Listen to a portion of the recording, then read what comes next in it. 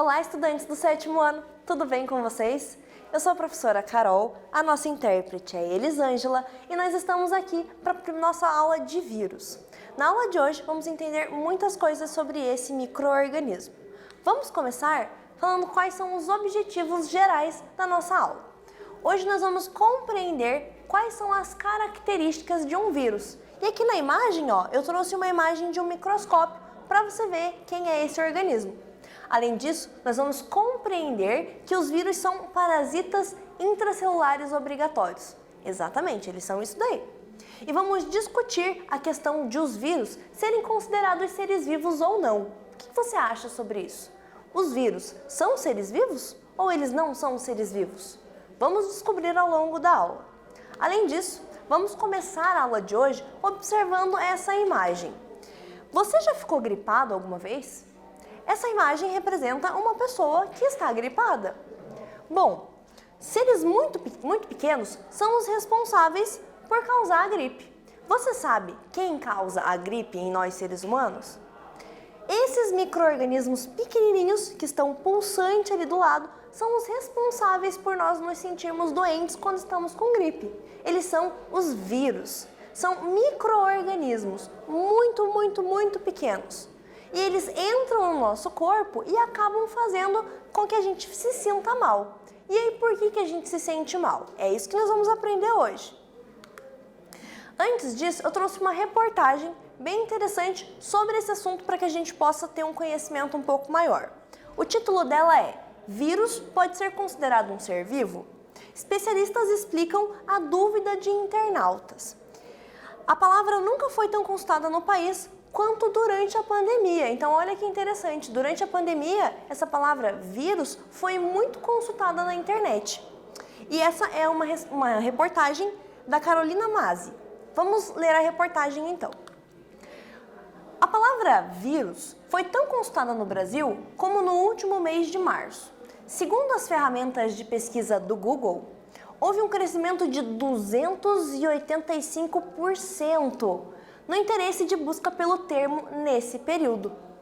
O crescimento acontece com o avanço da pandemia de Covid-19, uma doença que é provocada pelo novo coronavírus, e o começo das medidas de isolamento social para quem pode ficar em casa. E aqui do lado a gente tem a imagem desse vírus que é o coronavírus.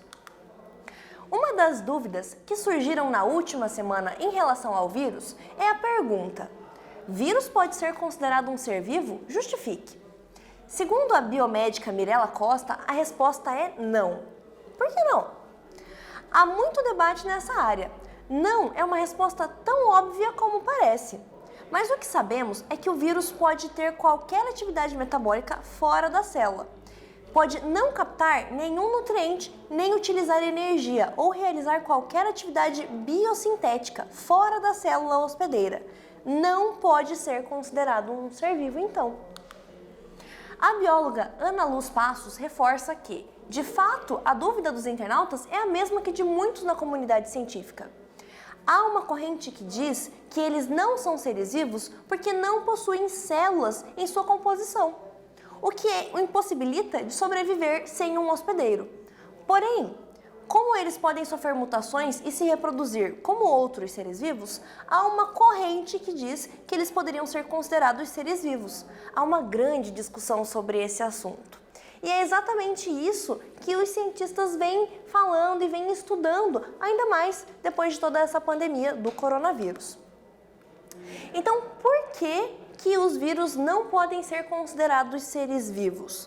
Nós temos uma classificação baseada em critérios taxonômicos que dá os reinos de organismos considerados seres vivos. Então, quais são esses seres vivos? Nós temos o primeiro reino, que é o reino Monera. Nós temos ali a imagem ao lado que representa as bactérias e cianobactérias, que são os organismos do reino Monera. O segundo reino que eu trouxe para mostrar para vocês é o reino Protoctista. E aqui embaixo nós temos as imagens que representam os protozoários e as algas que são unicelulares, organismos desse reino Protoctista. O terceiro reino é o reino Fungi. E aqui nós temos imagens que representam quem são esses organismos. São os bolores e os cogumelos. O quarto reino é o reino Plantae, que é o reino das plantas. E nós temos aqui uma imagem de uma árvore que representa esses organismos. E o quinto e último reino que eu trouxe aqui é o reino Animalia, o reino dos animais. Como representante, nós temos um peixe-boi aqui para demonstrar para vocês. Mas então, nos 5 reinos que vamos estudar e que estamos vendo aqui nessas características, qual que é o micro-organismo que a gente não citou? E que é o tema da nossa aula? Os vírus. Por que eles não estão dentro desse reino, de nenhum desses reinos? Porque eles não têm a característica de ter o corpo formado por células e eles não têm um metabolismo. Conforme a gente leu lá na reportagem, o texto nos disse que esses micro-organismos, eles são parasitas de células. Eles hospedam o interior de uma célula e acabam se replicando ali dentro. Por isso que eles não são considerados seres vivos. Eles são, então, parasitas intracelulares, ok? Então, continuando, a gente vai entender e vai anotar por que esses seres vivos, ou melhor, por que esses micro-organismos não são seres vivos. Eles não são considerados seres vivos, então, porque eles não possuem características comuns de todos os outros seres vivos. Eles não têm célula, eles não têm metabolismo, eles não funcionam como outros organismos. Até mesmo bactérias, que são microscópicas, como os vírus, têm essa característica de ter célula, tem um metabolismo que faz a célula funcionar. Então isso difere esse indivíduo, esse micro-organismo, de outros. Tá, eu não posso chamar ele de ser vivo, professor? Não pode. Do que eu posso chamar ele então? Você pode chamar ele de micro-organismo. Beleza? Então agora vamos entender quais são essas características e entender o porquê de tudo isso, como que funciona. A primeira delas é que eles são acelulares. O A na frente da palavra dá um sentido de negação, significa não. Então, celular quer dizer que o organismo tem célula. Acelular quer dizer que ele não tem célula. E é assim que são os vírus. Como os vírus são, então? Eles têm um material genético, assim como o nosso, o DNA, ou então até mesmo um RNA, que é envolto por uma cápsula de proteína. E só. Ele não tem braço, ele não tem perna, ele não tem outras coisas. Ele tem a cápsula de proteína e o material genético apenas. Eles não têm metabolismo próprio. Então o corpo deles não funciona, eles não respiram, não fazem digestão, não tem excreção, não tem esse funcionamento como outros organismos apresentam. Eu trouxe nessa imagem algumas imagens de vírus diferentes, como o HIV, o vírus da hepatite B, o ebola, o adenovírus, o influenza e um bacteriófago. São vários formatos de cápsulas de proteínas que eles têm em volta do DNA que protege e que tem as características deles. Mas isso não quer dizer que ele tenha partes do corpo específicas, por exemplo, uma perna, um bracinho, não, ok? Então, não tem célula, não tem metabolismo. Qual que é a outra característica dos vírus? Eles só se replicam no interior de uma célula. Essa imagem é uma imagem de um microscópio eletrônico que dá para você perceber como que o vírus está se replicando dentro de uma célula. Ele tem que entrar na célula e dentro do DNA dela, dentro do núcleo, trabalhar para que aconteça a replicação dele. Então, por isso, a gente chama eles de parasitas intracelulares obrigatórios. Anota esse nome porque é muito importante. Os vírus também sofrem mutações, galera. E é por isso que às vezes a gente ouve que, por exemplo, quando você toma a vacina de gripe, você tem que tomar ela no ano seguinte e no ano seguinte de volta. Porque durante o ano, o vírus foi tendo modificações, foi tendo mutações no seu material genético. E aí aquela vacina que já existia não vai ser eficaz contra aquele tipo de vírus. Essas alterações acontecem quando eles entram dentro da célula. E aí, quando a célula vai fazer o processo de replicar esse vírus, esse micro-organismo, às vezes dá uma modificação, dá um erro. E aí acontece uma mutação e surge um novo vírus. Por isso que é tão importante a gente ter a vacinação, no caso das doenças que vão ser causadas por vírus, e ter esse controle, ter esse cuidado com esse tipo de micro-organismo. Beleza? Agora a gente vai fazer nosso primeiro quiz da aula de hoje. Quais são as características que faltam aos vírus para eles serem classificados como seres vivos? Letra A. São acelulares, mas têm metabolismo e reprodução. Letra B. São celulares, mas não têm metabolismo. Letra C. São acelulares e se reproduzem sozinhos. E letra D. São acelulares e não possuem metabolismo nem replicação próprios. Pensa um pouquinho, responde aí e daqui a pouquinho a gente volta.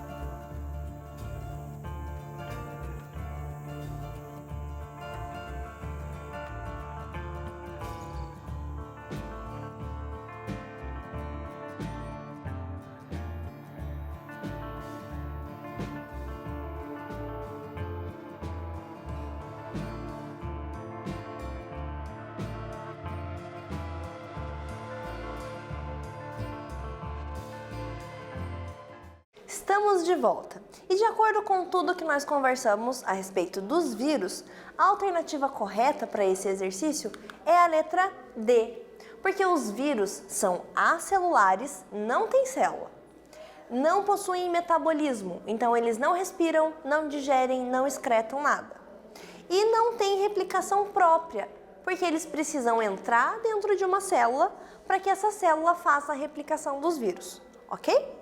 Bem simples. Vamos entender como ocorre esse processo de replicação dos vírus dentro das células. Eu trouxe alguns passos a passos para a gente poder entender, do 1 ao 7. No passo número 1, o vírus vai se fixar na membrana plasmática da célula hospedeira. Então, esse desenho aqui, ó, representa uma célula e esse desenho aqui representa o vírus. Ele chega perto da membrana e se fixa. Ele tem como se fosse aquelas peças de Lego que encaixam. Ele tem uma que encaixa especificamente em cada célula. Olha que danado. Aí depois, no segundo passo, ele vai injetar o seu material genético dentro da célula. Então aqui, ó, o material genético, ele vai colocar lá dentro. Quando esse material genético entra dentro da célula, vai ocorrer o processo 3, 4, 5 e 6. Esses processos vão ser um processo onde a célula vai replicar todo o material genético do vírus e a cápsula do vírus também. De 3 a 6, que é esse processo de replicação, é onde acontece a produção de novos vírus dentro da célula e é onde também ocorrem os processos de mutação. Todas as células, quando fazem seus processos de divisão celular, elas podem desenvolver algum tipo de divisão errada e dar uma mutação. Só que o nosso corpo é uma máquina tão perfeita que ele vai corrigindo todas essas mutações que acontecem nas células. O que acontece com o vírus é que, por ele ser um organismo estranho, a célula não entende o que está acontecendo. Ela fala assim, eu sei que eu tenho que replicar, mas eu não sei por que eu estou replicando. E aí ela começa a replicar tanto esse DNA e essa cápsula que às vezes acaba dando um erro. E aí esse erro dá origem a outros vírus que às vezes podem ser mais transmissíveis, mais letais. Mas os tipos de vírus mais inteligentes, vamos dizer assim, são aqueles vírus que entram nas células, fazem elas produzirem múltiplos vírus e não matam a célula, não matam o hospedeiro, porque o objetivo dele é se espalhar, é contaminar o maior número de células, fazer a maior quantidade de células produzir novos vírus. Se ele acaba sendo letal, se ele mata a célula, o objetivo dele foi por água abaixo. Então o vírus ele usa a célula para poder produzir novos deles. E no passo 7, novos vírus, que já vão estar prontos, olha aqui ó, no finalzinho, vão romper a membrana plasmática, se espalhar e procurar novas células para infestar. Então vejam como eles são complexos. Eles conseguem entrar dentro da sua célula, usam o seu núcleo, o seu material genético para se dividir e depois se espalham. E aí eles contaminam muitas outras células. Por isso que a gente precisa manter todos os cuidados com esses micro-organismos. O que você acha que acontece com a célula depois que os vírus replicados rompem a sua membrana e são liberados?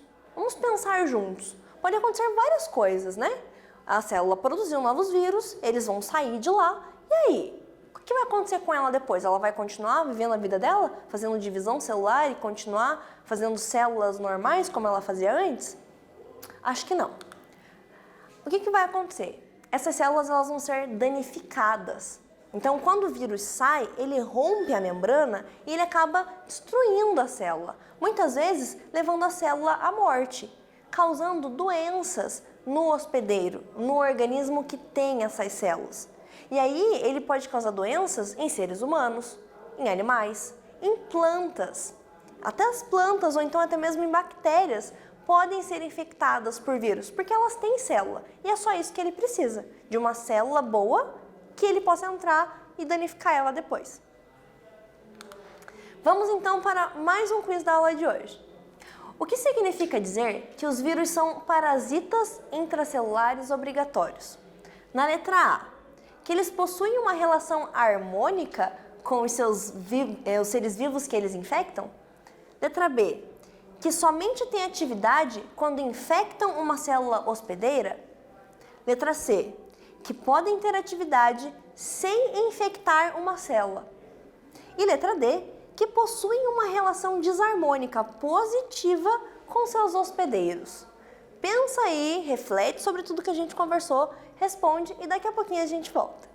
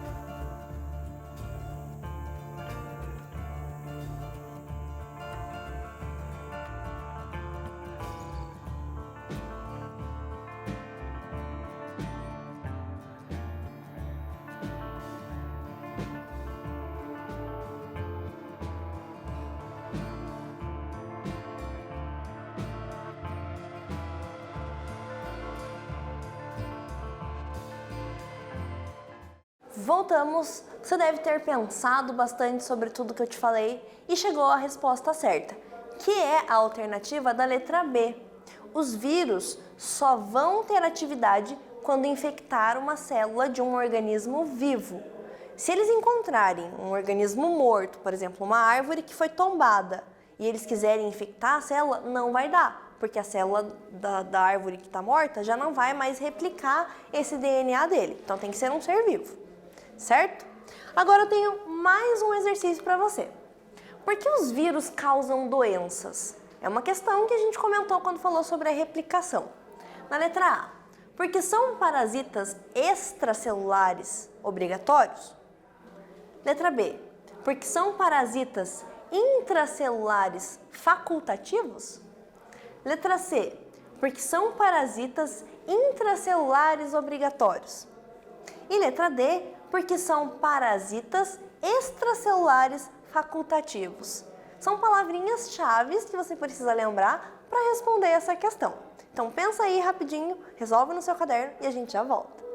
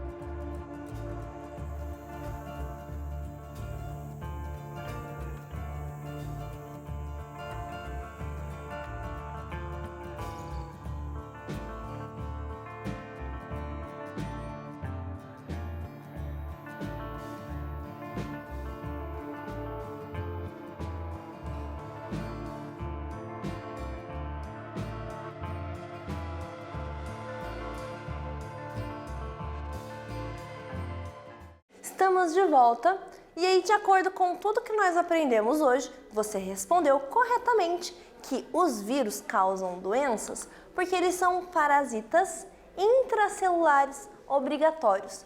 Eles precisam entrar em uma célula e utilizar todo o mecanismo, todo o metabolismo da célula para produzir novos vírus. Agora, vamos ao nosso momento importante da aula para retomar todos aqueles conceitos que nós vimos. Os vírus, então, são micro-organismos, ok? Guarde tudo isso, micro-organismo, que não tem célula e por isso nós chamamos eles de acelulares. Eles não apresentam metabolismo próprio. O que é isso, então? Eles não respiram, não digerem, não fazem excreção de nada. São organismos, micro-organismos que não têm metabolismo. São parasitas intracelulares obrigatórios. Precisam entrar em células de organismos vivos para poder ter uma replicação do seu material genético. O processo de replicação vai ocorrer quando os vírus entrarem nas células dos seres vivos e vão replicar, através do núcleo das células, o seu DNA e a sua cápsula, originando assim novos vírus. E aí, quando esses novos vírus estão prontos, eles rompem as membranas, saem das células e deixam aquelas células doentes. Durante o processo de replicação, os vírus podem sofrer mutações.